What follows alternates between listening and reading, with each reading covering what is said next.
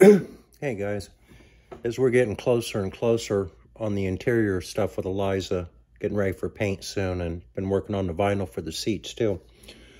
My mind has been going to the wiring a lot lately. I'm trying to get everything collected here to where when I get ready to do it, I got everything here and I can just go forward with the wiring, right? So anyway, Brian had put a new gas tank in the car, and that gas tank came with a new sending unit, or at least ways he bought a new one for it when he put the gas tank in. So I've got the new gauge, I've got the new sending unit. The problem is there's at least 3 different sending units they use. I think there's only 3. There could be more, but they work in a different ohm range, and you have to have the gauge matched to the sending unit. So whether that sending unit's going to work with that gauge or not, I have no idea. But I've got both pieces in there new, so I'm going to try it and just see if it does work. If not, I'll know it's one of the other 2. And I'll just pull the sending unit out of the gas tank, and the gas gauge, I have the ohm information on it, what the gauge reads at, the ohm, from this ohm to that ohm, you know, what am I trying to say, the range. I have that information, so I know which sending unit to buy. The temperature gauge, this is my problem. That temperature gauge didn't come with any technical information with it whatsoever. I thought all temperature sending units were probably the same. Reading online, I found out there's not. There's a few different ones of them, too. I don't know how many, probably like 3, like a gas gauge or something.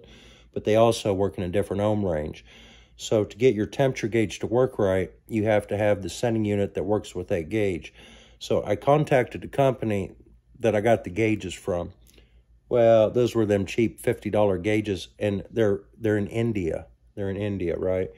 So when I first said, hey, what temperature sending unit, what ohm range, which one do I need for this gauge? What's this gauge ohm range? And they sent me a picture of a fuel sending unit and said, do you want us to send this? And I'm like, no, that's a fuel sending unit. I need a temperature sending unit. They got real confused then. So they ended up back and forth a little bit, and they said, send us a picture of what you need and we'll get it for you. Well, I can't send you a picture of what I need because I don't know what I need. What I need is for you to give me the technical information on the gauge. Give me the information on the gauge, and then I'll get what I need. So they're completely confused about that. If I'd ordered that from like Summit Racing or something, I could have called them up and said, hey, this gauge, this model number, what sending unit do I need? And they would have said, you need this one that goes from this ohm range to this ohm range. What size threads do you need? I would have said 1/2 inch, 3/8, whatever. It would have been done. So at this point, I think I'm just going to have to try a couple different ones until I get it right. And hopefully there ain't too many different ones. You know what I'm saying? And at first, I might just try the one that's already in the car, the original one. Who the hell knows? Might work. And that car, the way the temperature gauge works on that car, I believe it's the passenger side head has got the temperature sending unit in it that works in the ohm range and runs your gauge. That wire from that sending unit crosses over to the other head, and there's just it's a sending unit that would be like for a dummy light. It just opens and closes. So if that head on the driver's side gets hot, it instantly opens up and then sends your gauge needle to all the way over to hot. So if you're going down the road and your gauge is working like it should, and you're reading off the passenger side bank and the driver's side overheats, you're going to peg the gauge. It's just the way they did it. And I thought, so they could run 1 gauge and not 2. Because that's like 2 separate water systems on that car. You got 2 top and bottom hoses, 2 water pumps, the whole works. So I thought, well, what if you had 2 regular sending units and wired them in series? And then I thought, no, they read off resistance. So what would happen then is the resistance from each sending unit would add together, and then neither one of them would read right. So I'm going to hook it back up the way Henry had it. It's not the best design in the world, but that's what I'm going to do. If it was good enough for Henry, it's good enough for me, I guess. But anyway, just wanted to give you a quick update on these sending units and stuff. Everything else, we're getting pretty close. I still got to buy front turn signal indicator lights and get a couple 12-volt headlights to stick in there. Probably getting to be about it. Anyway, guys, I'll get off here for now. Later. That's the bottom to my front seat. Driver's side back. Drug the pressure washer out. I was gonna blow all the mouse turds out of these. We started reupholstering the other half of that the other night. It's not perfect, but it's turning out pretty decent. Now I'm out of gas in the pressure washer, so I started messing with this this fiberglass on this A-pillar a little bit, and I vacuumed the car out. I might just go ahead and lay the seam sealer down. I think I'll do that. Get that dry, and next time I come over here, I can put down the PR14, sand out this fiberglass. Put the seam sealer down around the front of the floor pan there, and back in here. Those patches back there. I think it's like 60 degrees out today. I really think I need to go get gas for his pressure washer so I can blow these seats out. We're not always going to have such a good day to do it, you know, guys? So anyway, I think that's what I'm going to do.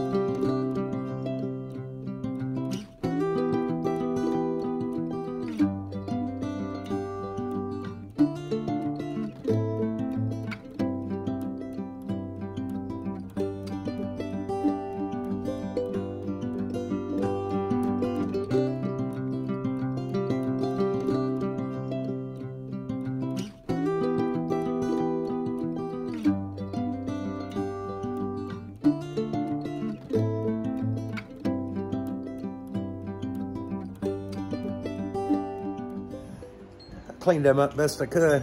Get old Eliza smelling a little better. You know, got to smell good if you're gonna look good. Got to look good and smell good. All right, guys? Anyway, I'll let these dry out and go from there. Temperature dropped, I bet you 10 degrees while I was out there pressure washing that. Maybe even more than that. I think earlier it was about 65 out, which is pretty unreal for March. 53 now. Yeah, dropped quite a bit. It's 4 o'clock. 4 o'clock. This is Monday. So I've been wrapping this with cotton. I've put foam around the outsides between the bar and the springs. There's a bar right here. Left kind of a void along the sides. Filled that in. I think that's 1-inch foam. Didn't put anything on the bottom because you got to clearance for the hinge, you know. On the back of it, there's also a void between the bars. Also put that 1-inch foam in there. That made that really, really nice instead of being hollow. Didn't think I would like the hollow there. It was hard for me to see how these seats were originally constructed because everything was basically missing. There was just shreds, not enough left to really tell what you were looking at. So far I've been gluing it with this this spray glue. It says professional quality. Boy, it ain't kidding. This stuff really sticks. I mean, as soon as it touches, it's there to stay forever. I'm liking that. It allows me to get everything stretched nice and tight. But anyway, guys, this is what this is looking like so far, and I'm very happy.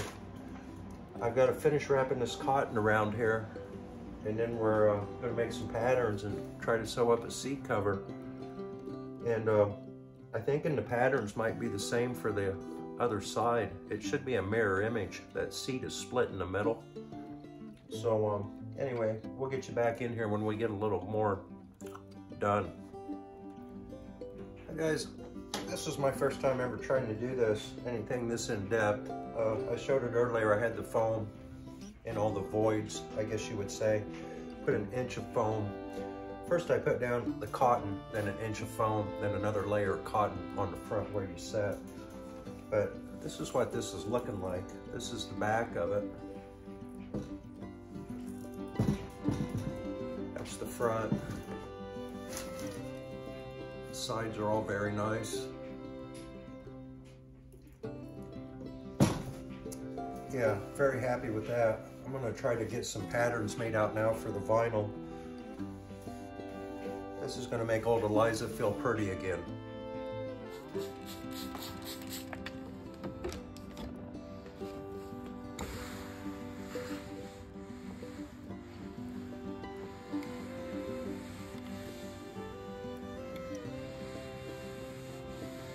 We done the door panel.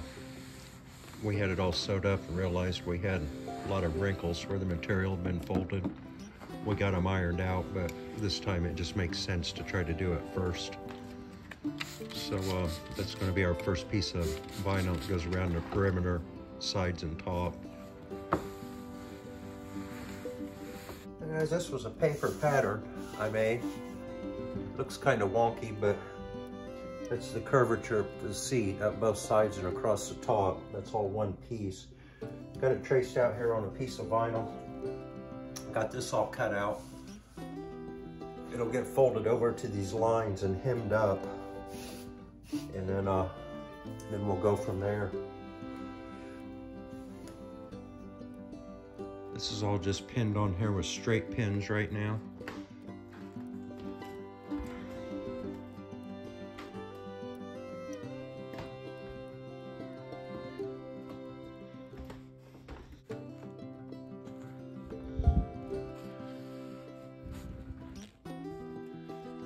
But anyway, guys, that's what we got so far.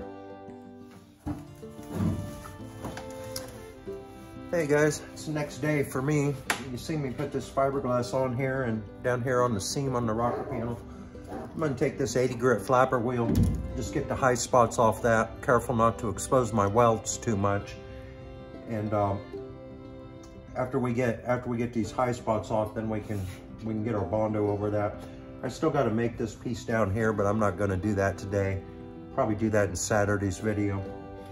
But what I do want to get done is get this fiberglass ground off, and I'm going to coat the other side of this floor with the PR 15. I think last time I said 14. It's PR 15. But anyway, we're going to do that right now real quick and see where that gets us. So.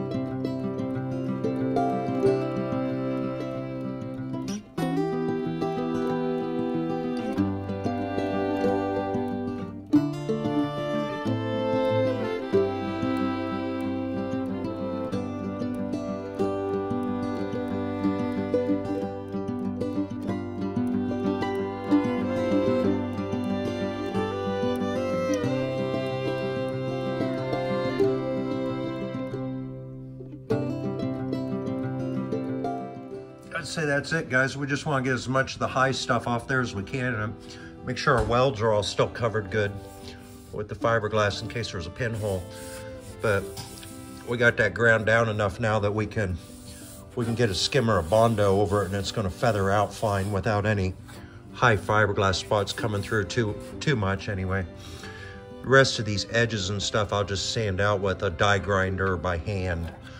But yeah, that's where we're at with that. So I'm going to wipe this down and start putting some PR15 in here. I'm out of my rubber gloves. I gotta get another box of them, so I'm sure I'm gonna get this stuff on my hands, but here we go. I've cleaned these, sanded them.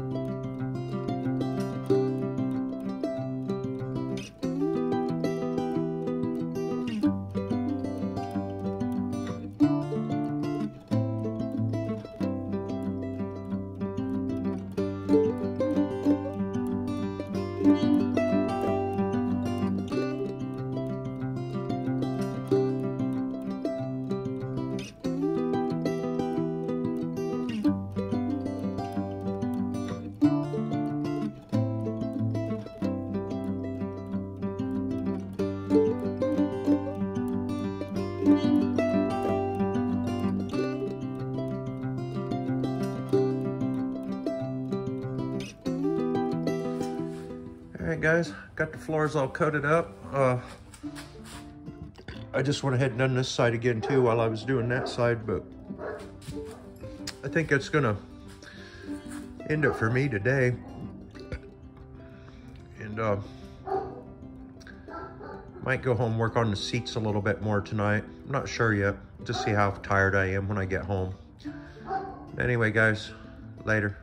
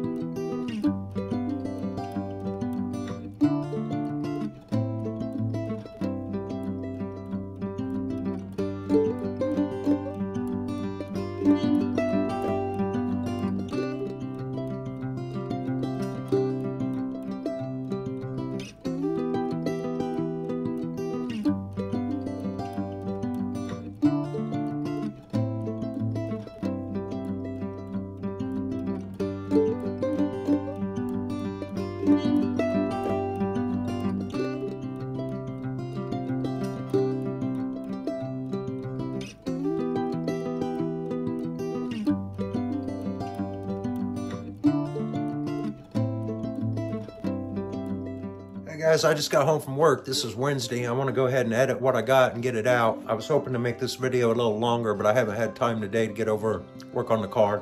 So I'll give you what I got here. Please like, comment, share, all that great stuff. And we'll catch you Saturday, guys. Later.